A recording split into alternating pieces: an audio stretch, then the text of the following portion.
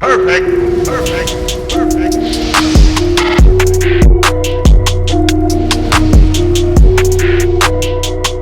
What is going on, everybody? I go by RB, and this is Philly Take with RB. You guys know what to do. Go ahead and smash that like button for me. Hit the subscribe if you're new, and ding that notification bell so you're instantly notified whenever I upload or go live. Today, we are back previewing the Week 11 matchup between the Philadelphia Eagles and the Cleveland Browns. Now, I know that I usually have this video out around Thursday of each week, but with the NBA draft and everything else going on, the Sixers actually doing something good for once. I was distracted and I did not get a chance to do this, but since we are a few days later into the week, we do have more information that we will talk about and how it will impact this game. The Philadelphia Eagles come off a terrible loss against the New York Giants, still sit at 3-5-1 and somehow atop the NFC worst division I've ever seen in my life. Meanwhile, the Cleveland Browns come off, I guess, a good win against the Houston Texans, where they only put up 10 points. And the Cleveland Browns sit at 6-3, even though I don't think their record indicates how good they really are. And they do sit at third in their division. It's really crazy how, the difference between a division makes, with the Eagles at first and the Browns at third. Carson Wentz still isn't getting the job done, is really not played that well the entire year, has a lot of things to pick up on, and his mechanics are all sloppy. He's not trending in the right direction right now, and the other part of that is because of Doug Peterson, who's really pissed me off this last week. Did not really get to talk about it, but just the way he's answering press conferences, whether they're asking about Jalen Hurts, and Carson Wentz being out on the field at the same time, and Doug replies, "Oh, well, we'll look into that. We'll think about that. We'll use that," right? I mean, really, Doug? Really? They ask you about running the ball, and you want to be cocky and say, "What? What did you say? Run? Run?" I mean, really, Doug? Is that what an accountable coach does, especially when his team does not look like they are hitting on all factors of the game? Doug Peterson is pissing me off, and the way he's handling himself is like a 12-year-old right now, and it's ridiculous.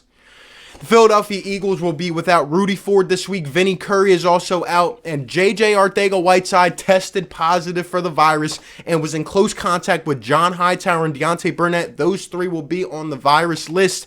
They cannot play. They cannot travel. And Press Taylor and Aaron Moorhead will also not travel to Cleveland based off of being in close contact with those guys. Isaac Seumalo is back and should provide some well-needed depth on the offensive starting line. We need him to come in here, and Herbig as well to plug in, because we need some solidarity on that offensive line. Jordan Howard was signed during the week. He will not be playing this game, I believe. Elijah Holyfield, however, has been called up. Finally, we got a bruiser back in here. We'll see how that goes. T.Y. McGill, Joe Osman, and Caleb Wilson have also been called up. And for the Cleveland Browns, their leading edge rusher, Myles Garrett, probably the most dominant guy on their defensive line, is out with the virus as well. So both teams are getting banged up by this as well as injury.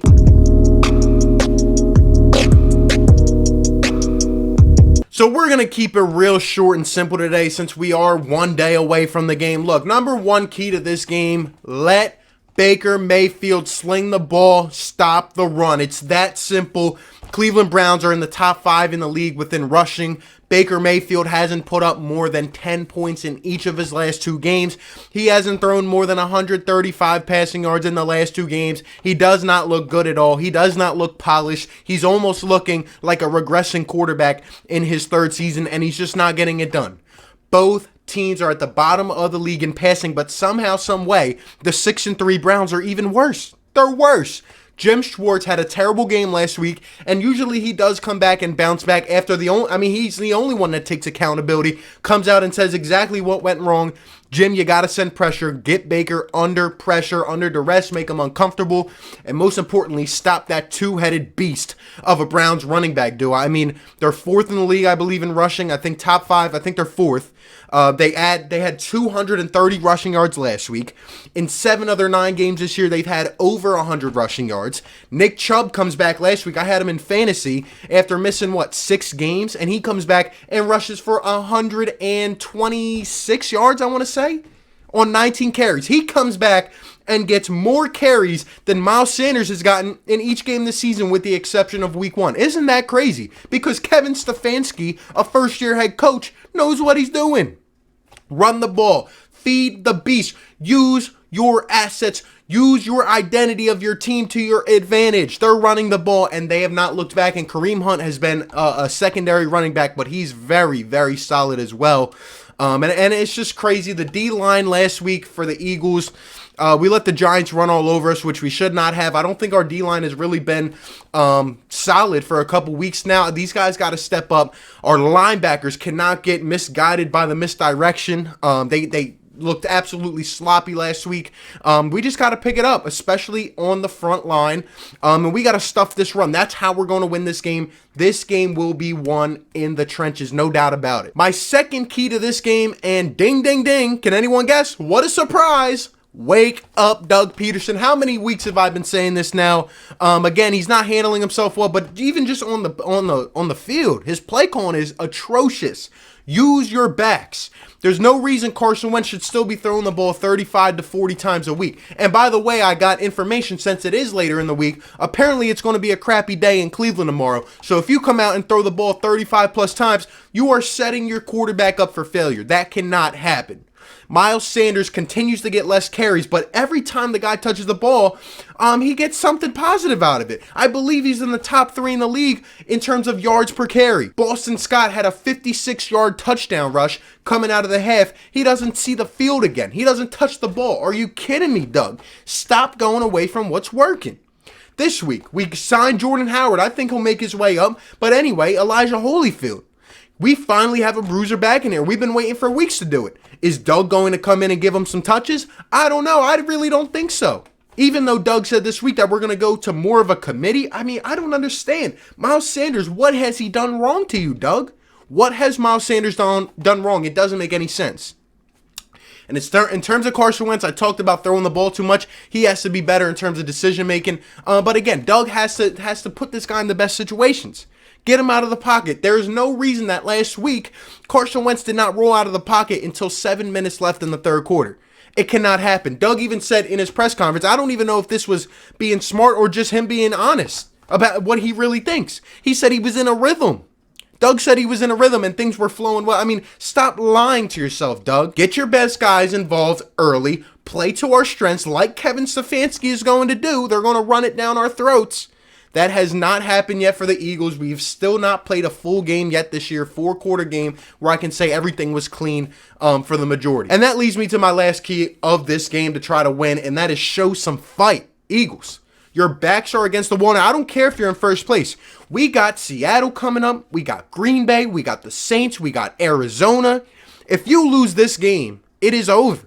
Because we're probably going to lose 3 or 4 of the next 5. We're going to be heavy underdogs. Maybe that's when we turn things around. But the experts, the leading stats, whatever you want to call it, leads us to believe, based off what we have seen this year, the Eagles are going to go down fast, and they need to turn it around this week. Last week, not only did we play bad, we had no energy. We had no energy at all. Guys were just lackadaisical. They looked like they didn't even care. They looked like they didn't even believe in Doug Peterson and what he was trying to stress. How do you come off a bye week like that? You had 2 weeks to prepare against the stinking Giants who you just beat. You knew they were going to come out hungry. They've been holding games close. And you come out and play so piss poor and just relaxed. That cannot happen again. If we lose this, things are not going to be well because the road only gets tougher ahead.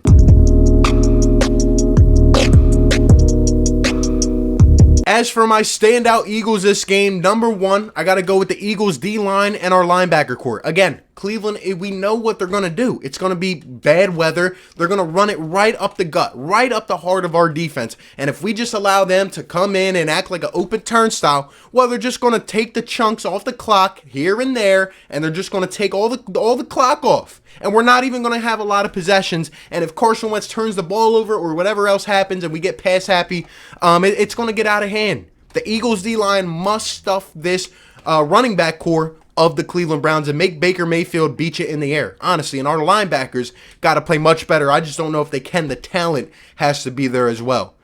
My number 2 standout Eagle this game is Miles Sanders. I think he's going to have a big game. I really do. And I think we're going to be running the ball more. But again, I'm still nervous in terms of how many touches he's actually going to get. If he comes into this game and gets less than 15, 16 touches, things must be changed. It's not good enough.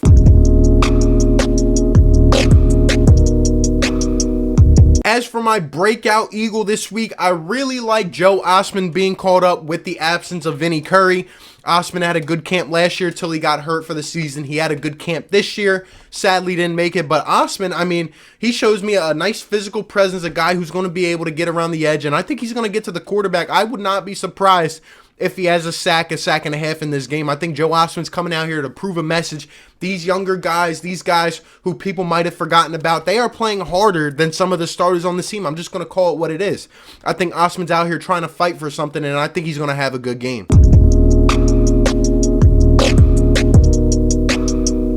As for my hot take this game, it's hard to say anything about the Eagles right now, so I'm going to say something about the Cleveland Browns, and I'm going to say something about an ex-Eagle, and that is Cody Parkey, who was cleared to play in this game. I believe he will be starting at kicker for the Browns. I'm going to say that he misses 2 field goals. We know the last time with Cody Parkey with the double doink, he was actually good for us that one year, and after that, he kind of just went downhill. I think he's going to blow a couple field goals, especially in the bad weather, and maybe it'll help out and be key for the Eagles trying to win this game. Perfect.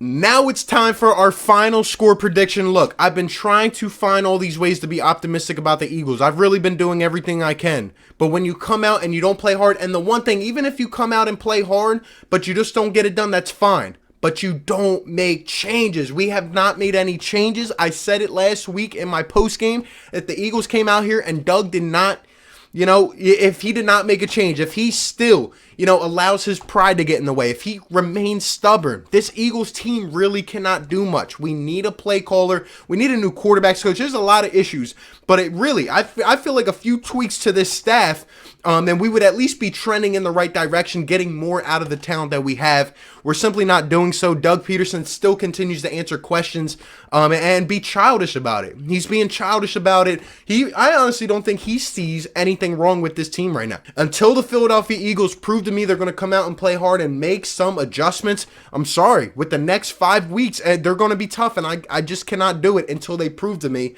they have some fight left in the tank. I'm going to go with the Cleveland Browns to win this game 27-23. I think the Eagles will be in it. I think we'll be in it late. But again, a couple bad drives, a couple boneheaded decisions. And I think that's what will make the difference in this game. I don't think we'll be able to come out on top. You guys let me know all your thoughts down below. How you feeling about this team? What's your score prediction? Give me all your thoughts in the comment section. Appreciate you guys for tuning in. Be sure to like, comment, and subscribe. And I'll catch you on the next one, man. Peace. Perfect.